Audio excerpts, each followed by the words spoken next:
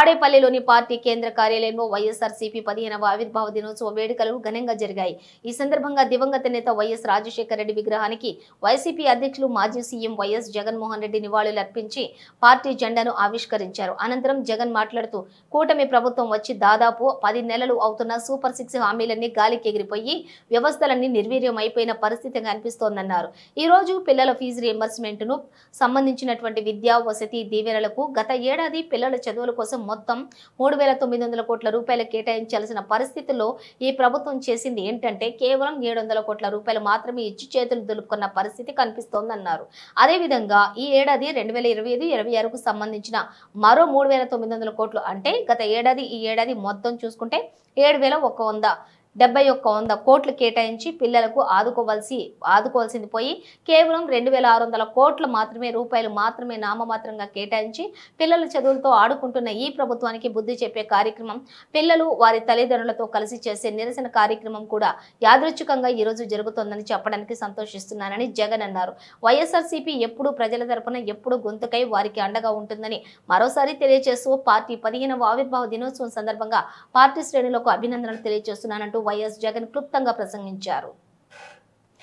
ఈ కార్యక్రమంలో మండలి విపక్ష నేత Botsa Satyanarayana, party state coordinator Sajjala Ramakrishna Reddy, party రాష్ట్ర ప్రధాన కార్యదర్శి లక్ష్మీ పార్వతి, పార్టీ మహిళా విభాగం రాష్ట్ర అధ్యక్షురాలు వరూదు కళ్యాణి, ఇంకా పలువురు ఎమ్మెల్సీలు, మాజీ ఎమ్మెల్యేలు, పార్టీ నాయకులు, అనుబంధ విభాగాల అధ్యక్షులు, పెద్ద సంఖ్యలో కార్యకర్తలు ఈ కార్యక్రమంలోని పాల్గొన్నారు.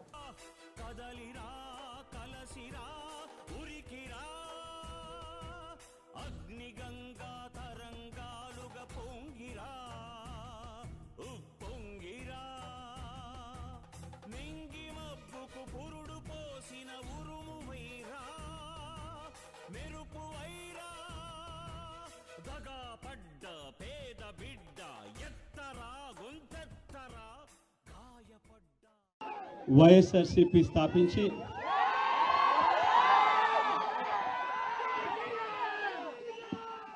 15 సంవత్సరాలు దాదాపుగా ఈ రోజుతో మొదలవుతా ఉంది. ఈ 15 సంవత్సరాల ఈ వైఎస్ఆర్సీపీ ప్రయాణంలో మొట్టమొదటి రోజు నుంచి ఈ పార్టీ పుట్టింది కష్టాల్లో నుంచే పుట్టింది. ప్రజల కష్టాలను వైఎస్ఆర్సీపీ పార్టీ తమ కష్టాలుగా భావించి ప్రజల తరపున వాయిస్ ఆఫ్ ది వాయిస్లెస్ కింద ప్రతి అడుగులోనూ పోరాటం చేస్తూనే వస్తూ ఉంది వైఎస్ఆర్సీపీ. ఈరోజు ప్రతిపక్షంలో మనం కూర్చోవడం కొత్త కాదు. ఈ 15 ఏళ్ల మన ప్రయాణంలో 10 సంవత్సరాలు మనం ప్రతిపక్షంలోనే ఉన్నాం. దీటైన సమాధానం అధికారంలో ఉన్న వాళ్ళకు ఎప్పుడు ఇస్తూనే వచ్చాం. కళ్ళు మూసుకొని కళ్ళు తెరిచేసరికి సంవత్సరం అయిపోయింది. ఇప్పటికే మరో 3 సంవత్సరాలు 4 సంవత్సరాలలో మళ్ళీ ఈసారి వచ్చేది మళ్ళీ వైఎస్ఆర్సీపీ పార్టీనే.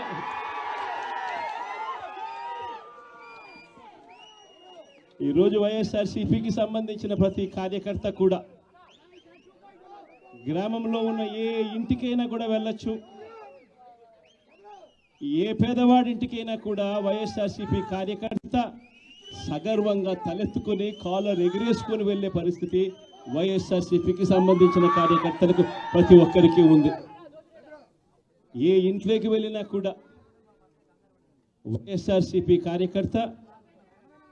కార్యకర్తను చూసినప్పుడు ఆ ఇంట్లో నుంచి వచ్చే ప్రతి అక్క, ప్రతి చెల్లెమ్మ, ప్రతి అన్న, ప్రతి తమ్ముడు, ప్రతి సోదరుడు, ప్రతి రైతన్న, ప్రతి అవ్వ కూడా వైఎస్ఆర్సీపీ కార్యకర్తను చూసినప్పుడు చిక్కటి చిరునవ్వుతోనే పలకరిస్తుంది. కారణం వైఎస్ఆర్సీపీ ఏదైనా కూడా చెప్పిందంటే కేవలం 700 కోట్ల రూపాయలు మాత్రమే ఇచ్చి చేతులు దులుపుకున్న పరిస్థితులు. అంటే 3,200 కోట్ల రూపాయలకు సంబంధించిన బకాయిలు పెండింగ్లో పెట్టారు. అదే మాదిరిగా మళ్ళీ ఈ సంవత్సరం 2024-25 2025-26కు సంబంధించిన ఈ సంవత్సరానికి సంబంధించి ముందుకు పోవడానికి ఈ సంవత్సరానికి సంబంధించిన విద్యా దీవెన కింద 4 కోట్ల, ఈ విద్యా దీవెనకు సంబంధించి ఈ 2,800 కోట్లు మళ్ళీ కావాలి, 1,100 కోట్లు వసతి దీవెన కింద కావాలి. ఇవన్నీ కూడా కలిపితే మరో 3,900 కోట్లు.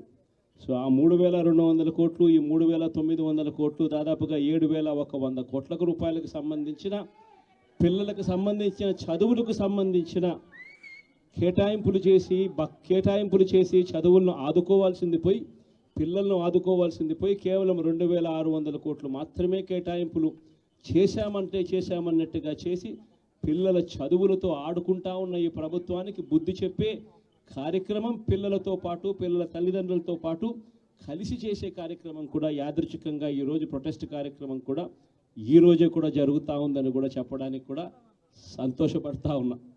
వైఎస్ఆర్సీపీ ప్రభుత్వం ఎప్పుడూ కూడా ప్రజలకు తోడుగా ఉంటుంది, ప్రజలకు ఎప్పుడూ కూడా అండగా నిలబడుతుంది, ప్రజల తరపున ఎప్పుడూ గొంతుకై వైఎస్ఆర్సీపీ ఎప్పుడూ ప్రజలకు అండగా ఉంటుందని మరొక్కసారి తెలియజేస్తూ ఈరోజు ప్రొటెస్ట్ కార్యక్రమంలో పాల్పంచుకుంటా ఉన్న ప్రతి ఒక్కరికి, ప్రతి కార్యకర్తకు, ప్రతి నాయకునికి, అదేవిధంగా పిల్లల తరపున, పిల్లల తల్లిదండ్రుల తరపున వాళ్ళతో పాటు కలిసికట్టుగా ప్రయాణం చేస్తూ ఉన్న ప్రతి ఒక్కరికి కూడా ఈ సందర్భంగా మీ అందరికీ కూడా చేతులు జోడించి పేరు పేరున మీ అందరికీ కూడా కృతజ్ఞతలు తెలుపుతా ఉన్నాను.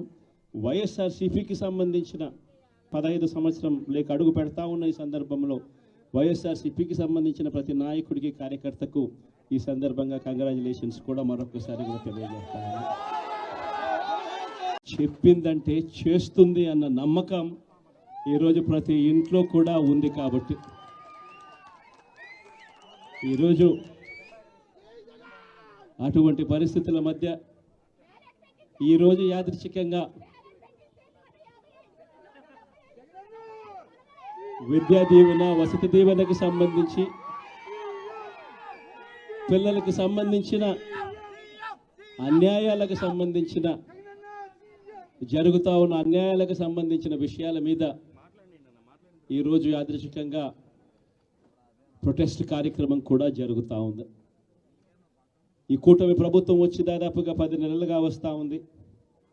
ఈ 10 నెలల కాలంలో ఎన్నికల వేళ వాళ్ళు చెప్పిన సూపర్ 6లు, సూపర్ 7లు అన్నీ గాలికి ఎగిరిపోయాయి. వ్యవస్థలన్నీ కూడా చదువులు కానీ, వైద్యం కానీ, గవర్నెన్స్ కానీ, వ్యవసాయం కానీ ఏది చూసుకున్నా కూడా వ్యవస్థలన్నీ కూడా నిర్వీర్యమైపోయిన పరిస్థితులు కనిపిస్తూ ఉన్నాయి.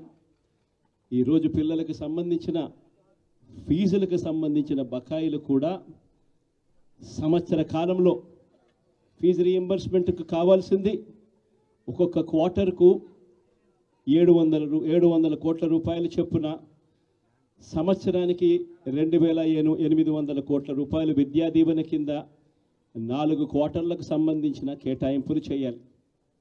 అంటే 2,800 కోట్లు. వసతి దీవెన కింద ప్రతి ఏడాది ఏప్రిల్ మాసం వచ్చేసరికి 1,100 కోట్ల రూపాయలు కేటాయింపులు చేయాలి.